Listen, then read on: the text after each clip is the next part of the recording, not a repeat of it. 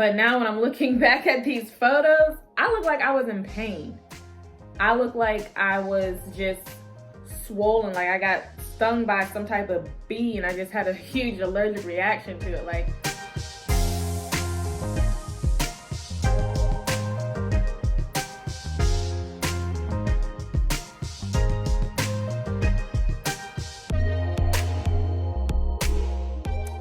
so it's Tuesday morning, April 20th. It is 6:37 in the morning. This has been around my usual workout time for the year of 2021. Part of my A1C journey was to not only change the way that I ate, but also to lose weight and to work out more. And so I started, back in July. I got my gym membership back at the gym, and then I was trying to figure out what I wanted to do, trying to figure out how I wanted to go about this mentally. And after that, I started slowly making my way back to doing my own workouts, lifting some weights and making some circuits and some sequences. And so I would say probably January 2021 is when I really got consistent with it, started going in the mornings. I started with 3 days a week. And so I wake up, I don't eat anything. I usually wake up I set my alarm for 5:45 or 6, but today I'm a little bit behind, which is okay. I don't have to be at work till 9. And I get up, I get dressed, brush my teeth, wash my face, and I weigh myself. And then I just started pre-workout in April, so that hasn't been necessarily part of my routine, but I like it so far. It does help with keeping my energy up, I'm just on go right when I get there. And I feel that I've been sweating more, which sweating to me makes me feel like I'm accomplishing something. So y'all like my t-shirt? I just got home from church. Saved and a little bougie because that's me. I'm about to do a pink Himalayan salt colon cleanse, and it's really like a flush. And obviously consult your doctor before you do anything like this. But I use 4 cups of water, 2 teaspoons of pink Himalayan salt, and then a tablespoon of lemon juice just to take the little edge off. But I will warn you that this is not tasty at all, even with the lemon juice. You just have to mentally get through it, chug it, and they highly recommend that you do it on an empty stomach. So it is 10:54 right now. Let's get to it. What do you need? I already told you need the 4 cups of water. So I'm gonna go ahead and fill it up. I have a little measuring cup right here, 2 cups.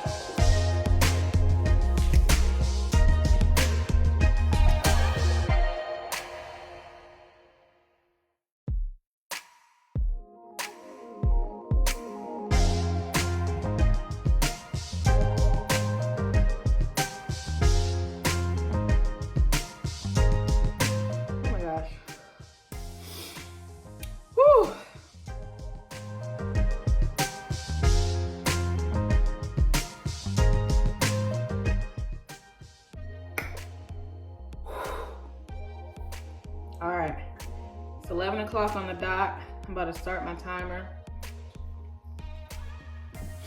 And now we wait. So it's Monday morning, April 19th. It's about 7 a.m. It's a day that I've been waiting for, I've been working hard for. And I'm about to get up, weigh myself, take some body photos, do my measurements, and see where I'm at.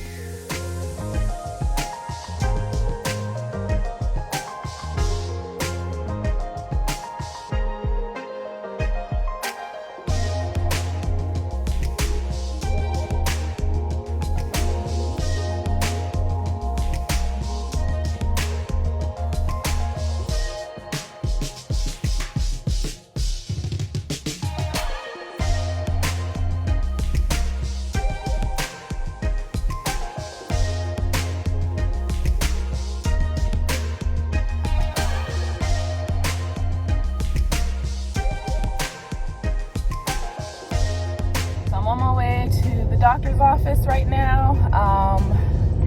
The way that my doctor's office has it set up is that whenever you have your physical the week prior to that date, you have your lab work, your blood work, and you can just show up anytime between 8 and 12. I always tell myself I'm going to get there at 8 so that I can get in and get out, but it's 8:15 right now because I'm always late. Proud of myself. I'm feeling confident. I'm feeling blessed, feeling on this high positivity, positive, vibrant, confident spirit all week until my doctor's appointment next Monday on the 26th, where I get my numbers read for my A1C test, as well as obviously my annual physical and all my other numbers. So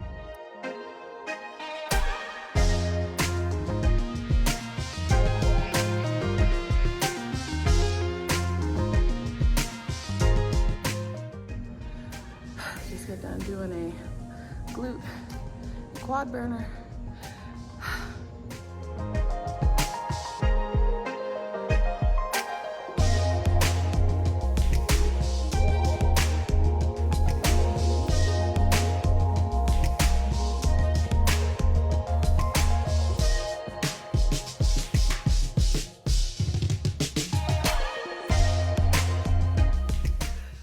Good morning, good morning, good morning.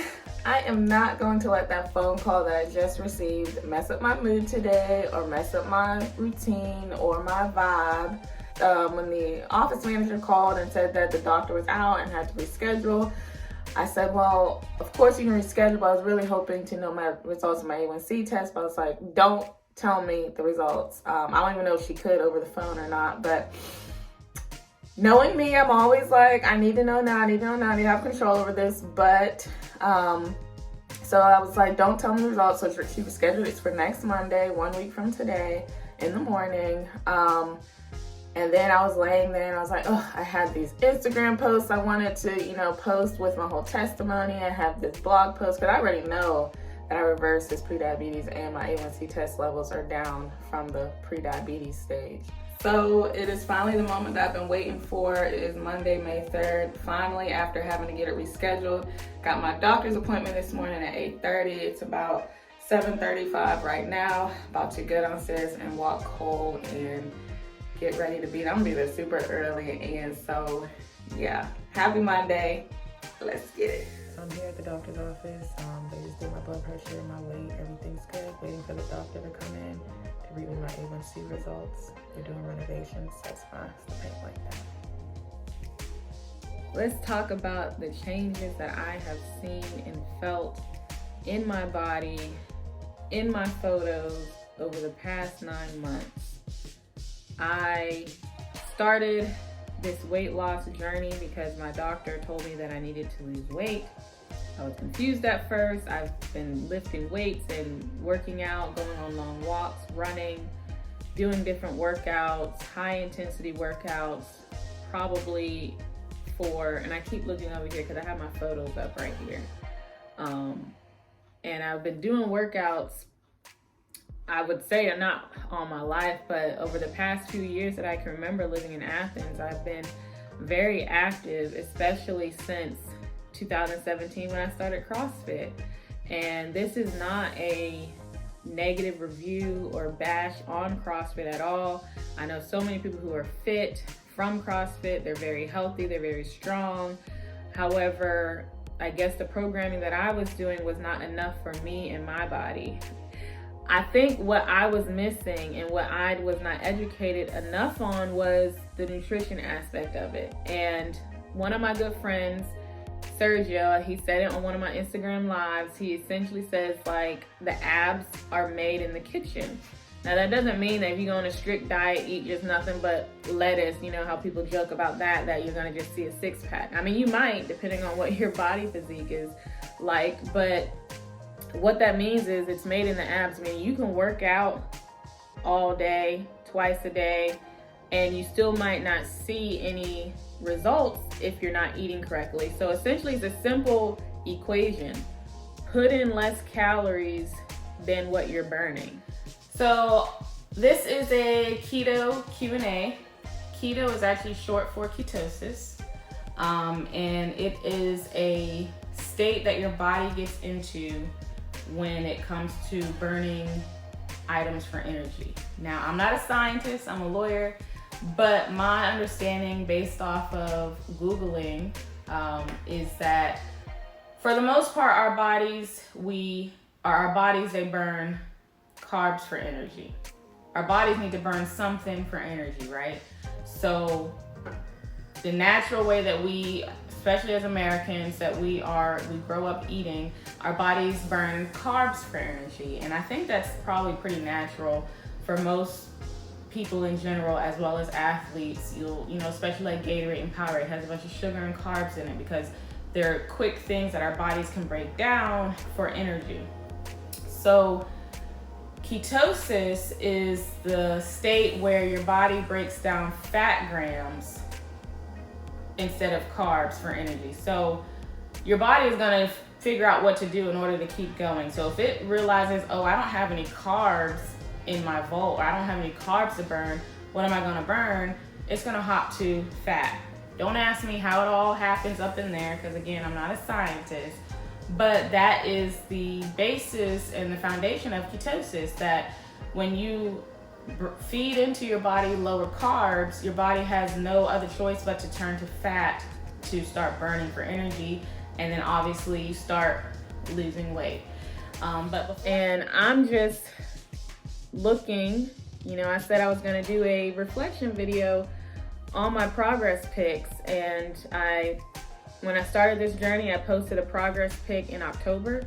I took photos in July. In July, I was 170.4 pounds. I'm 5'5". In July, I was 30 years old, and I was 170.4 pounds. And at that time, I did not think it was a problem. But now when I'm looking back at these photos, I look like I was in pain. I look like I was just swollen, like I got stung by some type of bee and I just had a huge allergic reaction to it. Like, I looked like I was in pain and uncomfortable. But I bet I could tell you that back then I did not feel that I was uncomfortable or in pain. But looking at these photos and the progression, like, look at them. Go ahead, look at them.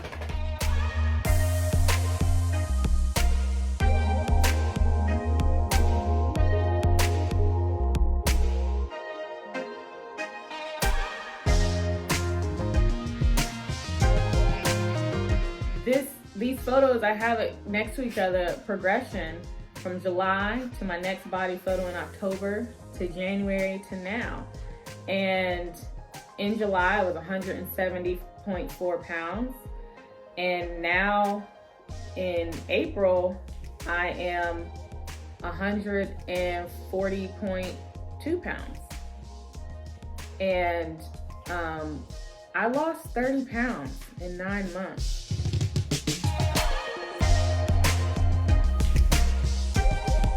All because the doctor told me to reduce my carb intake and to reduce my sugar intake, and you have the chance to reverse your pre-diabetes. But after that, my mind went, and I just made it up in my mind. And I always say, train the mind and your body will follow. And I made it up in my mind. I was like, I ain't getting diabetes.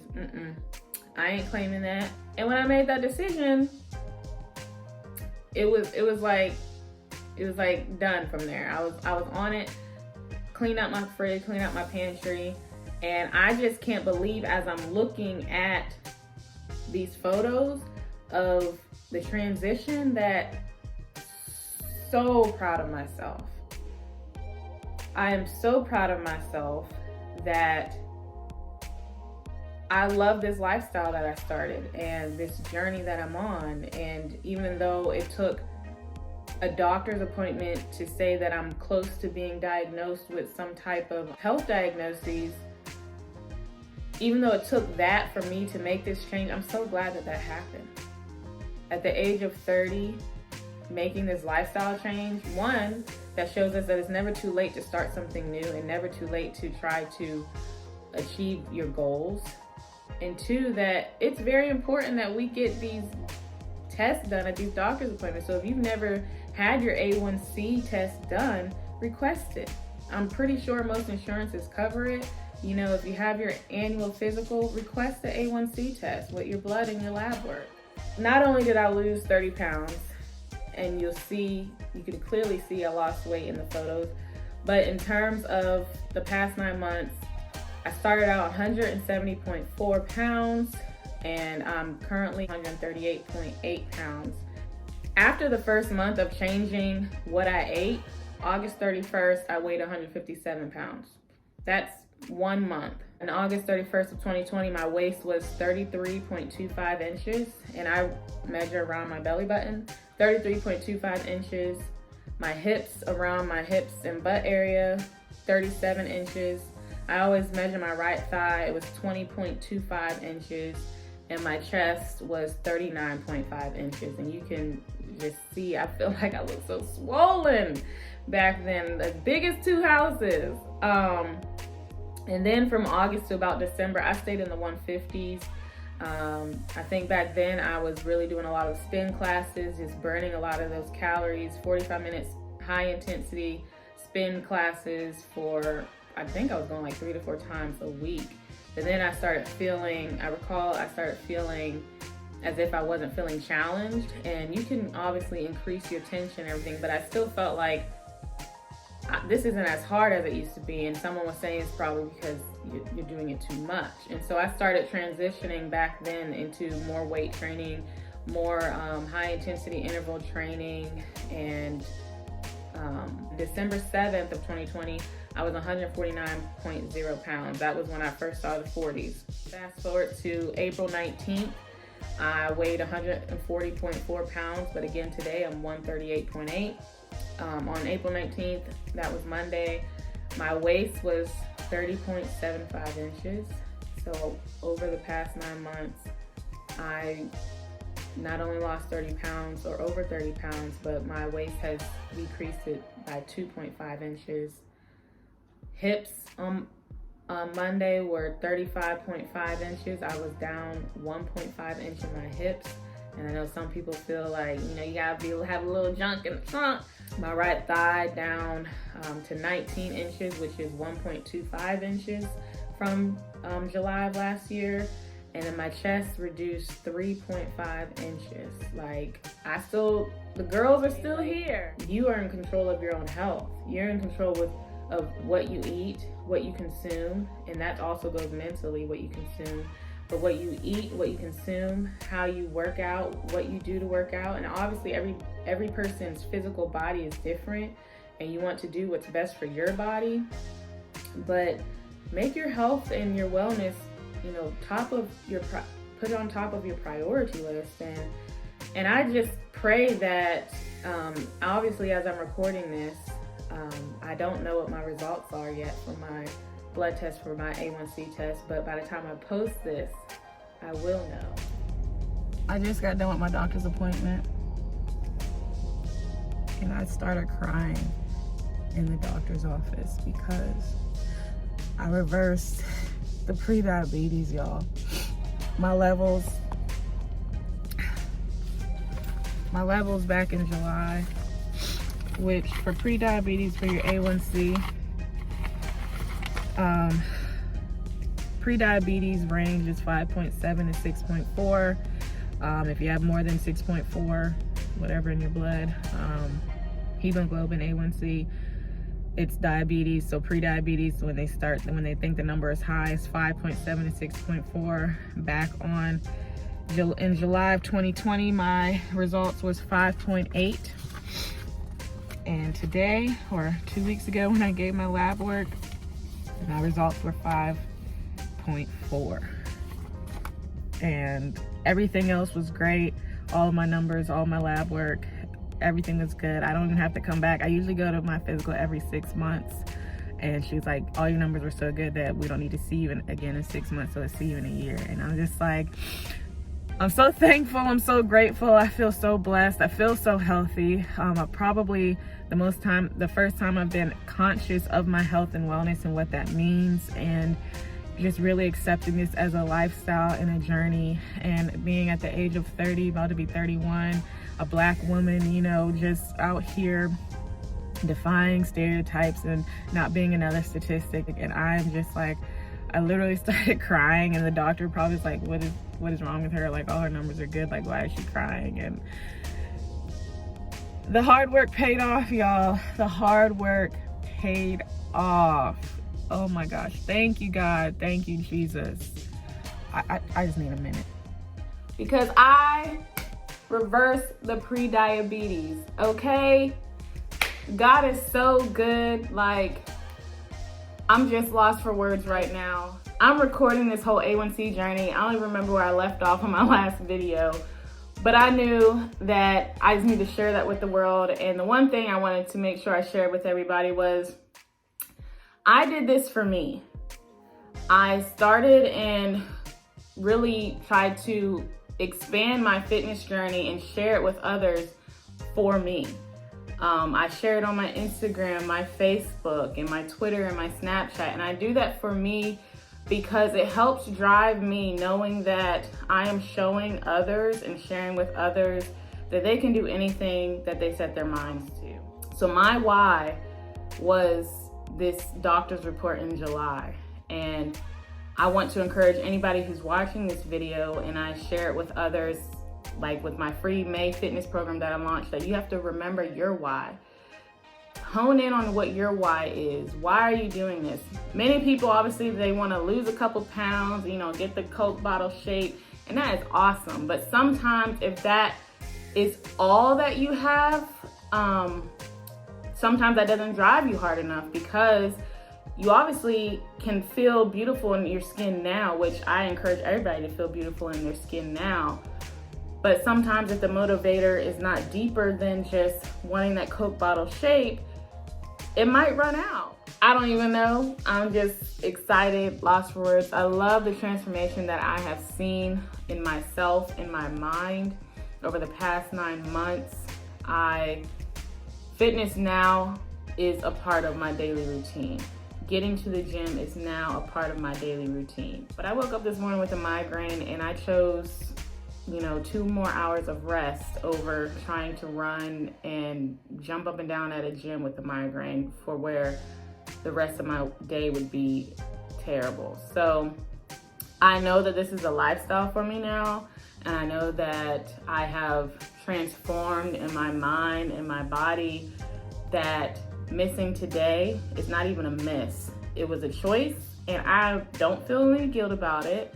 And I plan to wake up tomorrow and get back on schedule. Hopefully I don't have a migraine in the morning. The migraine has been lingering a little bit. But that has been my journey. Thank you so much for watching, and be sure to subscribe. And any more details that I might have missed in all these videos, check the description. Leave a comment, drop a comment, and hone in on your why, and do what makes you happy. Do what brings you joy and a sense of fulfillment. And with that, I'm out of here.